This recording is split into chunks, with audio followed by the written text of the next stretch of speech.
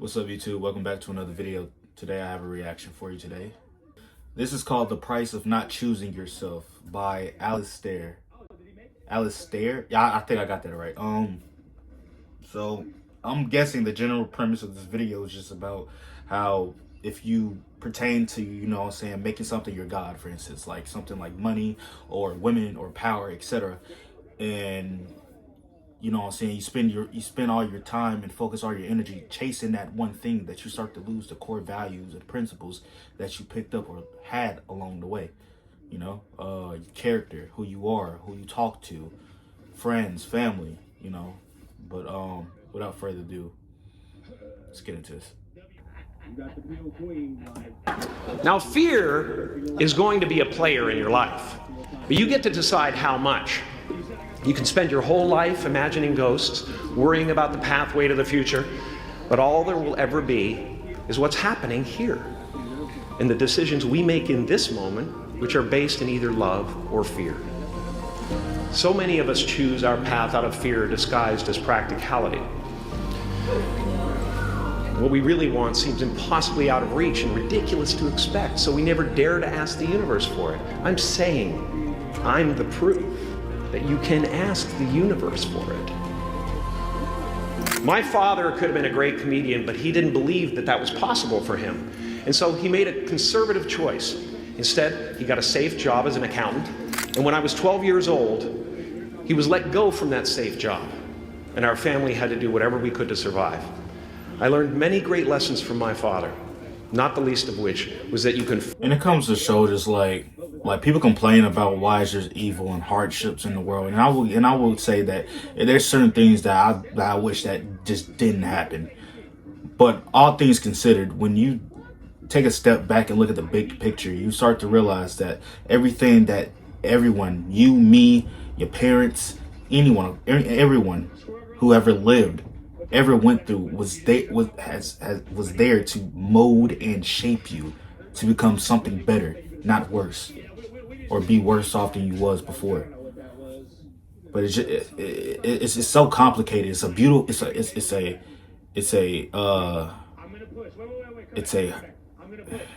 a beautiful thought, but at the same time, it's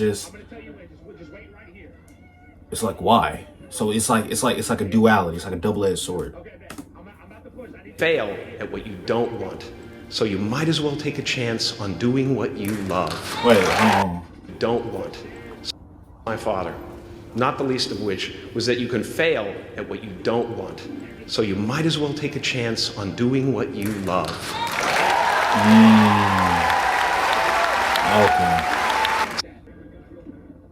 It's not the only thing he taught me, though. I watched the effect of my father's love and humor and how it altered the world around me, and I thought, that's something to do. That's something worth my time. It wasn't long before I started acting up. People would come over to the house and they'd be greeted by a 7-year-old throwing himself down a large flight of stairs. They would say, "What happened?" And I would say, "I don't know. Let's check the replay." I'd go back to the top of the stairs and come back down in slow motion.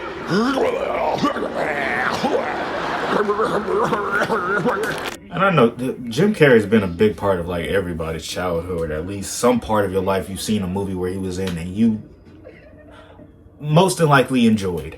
And like, it's just a fact, like a lot of funny people you see, comedians, a lot of people who are funny and make jokes like that really fill the void, really are those people who either fill the void from themselves or had to fill the void from when they was a child, or etc., or just people that are around, you know what I'm saying? And it's really just a way to lighten the mood and bring a smile to people's faces, because it's... Oh my God, bro. Oh, hell no, man. I'm yapping right now. Man, I'm getting too much. I'm too too philosophical. It's not a philosophical. Well, technically it is. It was a very strange household. And he treated my talent as if it was his second chance. When I was about 28, after a decade as a professional comedian, I realized one night in LA that the purpose of my life had always been to free people from concern, just like my dad. And when I realized this, I dubbed my new devotion the Church of Freedom from Concern, the Church of FFC.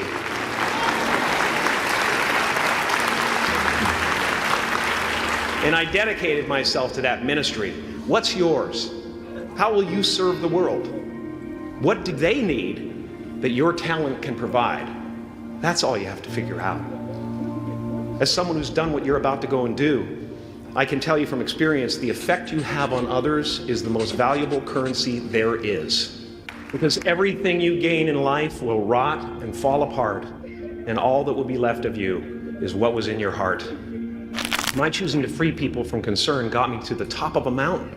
Look where I am. Look what I get to do. Everywhere I go. I'm going to get emotional because when I tap into this, it really is extraordinary to me. I did something that made people present their best selves to me wherever I go. I am at the top of the mountain, and I was, and the only one I hadn't freed was myself. And that's when my search for identity deepened. I wondered who I'd be without my fame. Who would I be if I said things that people didn't want to hear? But you guys are so ahead of the game. You already know who you are. And that peace that we're after lies somewhere beyond personality, beyond the perception of others, beyond invention and disguise, even beyond effort itself. You can join the game, fight the wars, play with form all you want, but to find real peace, you have to let the armor go. Your need for acceptance can make you invisible in this world. And that's why, I preach in the word, it's surrender. Surrender to the Lord. Let not lean on your own understanding, but through all your ways, acknowledge Him, and He will make your path straight. Meaning to not burden yourself with the weight of the world on your shoulders. And you could adopt this to any philosophy. Even if you're not a believer, don't burden yourself with any type of sorrow or problem that you have no control over. Because in the grand scheme of things, you can't do anything to change it. And worrying is not going to change it, but actually make it worse for you. So stick with the things you can change. Don't let anything stand in the way of the light that shines through this form. Risk being seen in all of your glory. Painting is one of the ways I free myself from concern, a way to stop the world through total mental, spiritual, and physical involvement. But even with that comes a feeling of divine dissatisfaction. Because ultimately, we're not the avatars we create. We're not the pictures on the film stock. We are the light that shines through. All else is just smoke and mirrors, distracting, but not truly compelling. I've often said that I wished people could realize all their dreams and wealth and fame, and so that they could see that it's not where you're going to find your sense of completion. Like many of you, I was concerned about going out into the world and doing something bigger than myself, until someone smarter than myself made me realize that there is nothing bigger than myself.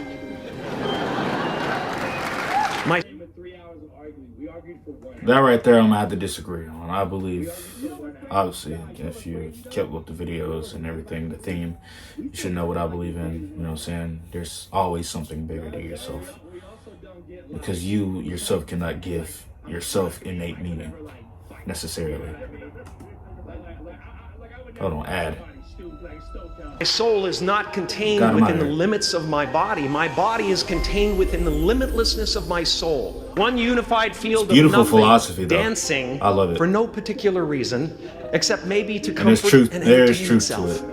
As that shift happens in you, you won't be feeling the world, you'll be felt by it. You'll be embraced by it. Now I'm always at the beginning. I have a reset button, and I ride that button constantly. Once that button is functioning in your life, there's no story that the mind could create that will be as compelling. The imagination is always manufacturing scenarios, both good and bad, and the ego tries to keep you trapped in the multiplex of the mind. Our eyes are not viewers, they're also projectors that are running a second story over the picture that we see in front of us all the time. Fear is writing that script, and the working title is, I'll Never Be Enough. Are you going to look at a person like me and say, how could we ever hope to reach those kind of heights, Jim? This is the voice of the ego. And if you listen to it, there will always be someone who's doing better than you. No matter what you gain, ego will not let you rest. It will tell you that you cannot stop until you've left an indelible mark on the earth, until you've achieved immortality. How tricky is this ego that it would tempt us with the promise of something we already possess? Relax and dream up a good life. As far as I can tell, it's just about letting the universe know what you want and working toward it while letting go of how it comes to pass. Your job is not to figure out how it's going to happen for you, but to open the door in your head. And when the door opens in real life, just walk through it. And when I say life doesn't happen to you, it happens for you, I really don't know if that's true. I'm just making a conscious choice to perceive challenges as something beneficial so that I can deal with them in the most productive way. You'll come up with your own style. That's part of the fun. Oh, and why not take a chance on faith as well? Not religion, but faith. Not hope, but faith.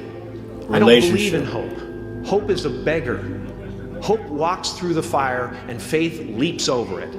You are ready and able to do beautiful things in this world. And after you walk through those doors today, you will only ever have two choices: love or fear.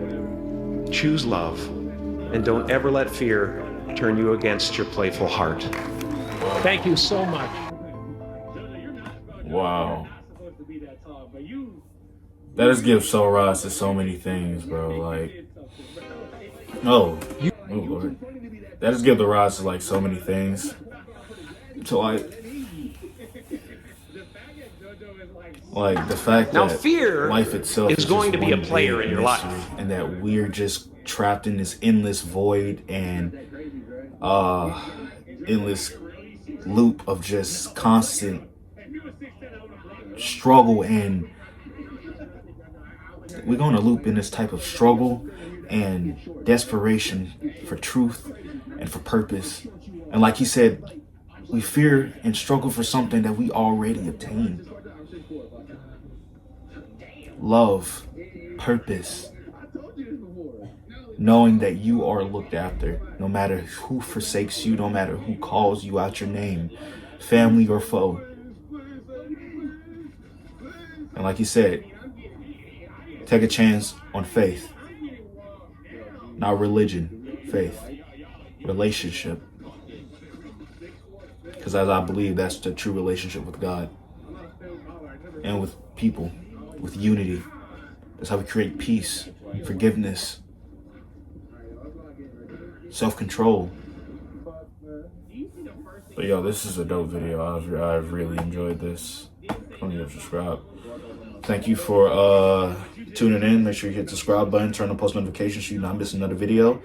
Comment down below what's your favorite part of the video and what videos you want me to react next. And see you on the next one.